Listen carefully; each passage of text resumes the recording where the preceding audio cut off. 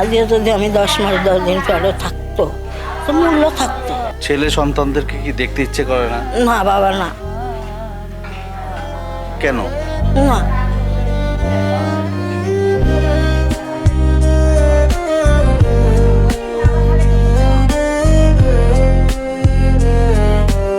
আছে 2টা ছেলে, কোথায় আছে কই আছে এখন আমি জানি না।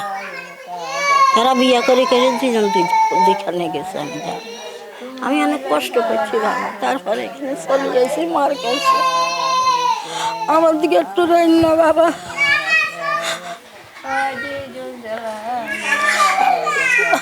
আপনার ছেলেরা দেখতে আসে না আপনাকে?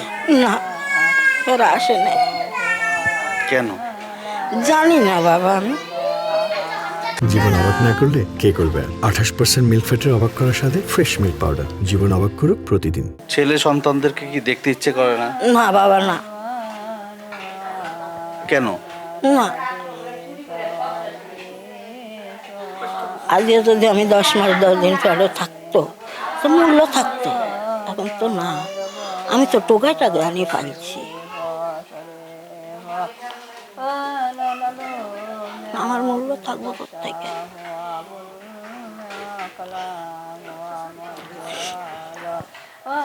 কত বছর ধরে ছেলেদেরকে দেখেন না? এই যে মার কাছে আইসি দিন একটা দিনটাই দেখি না, অন্ত 1 মাস হয় নাই। মার কাছে আসে চলছে আর দেখি না, ওরও আসে নাই।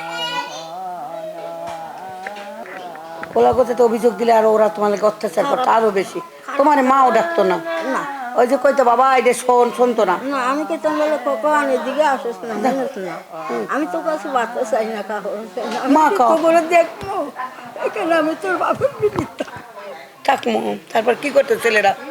আর দিকে চলে গেছে। আর একদিকে চলে যাইতো। এই কষ্টেই বাইরেই আইছো তুমি। দুঃখে আমি আপনার কাছে। সন্তানে মা ডাকে না? লাগবে না, আমি মা ডাকি। আমার মা এই যে আমি তো তোমার মা ডাকি। মা ডাকি না?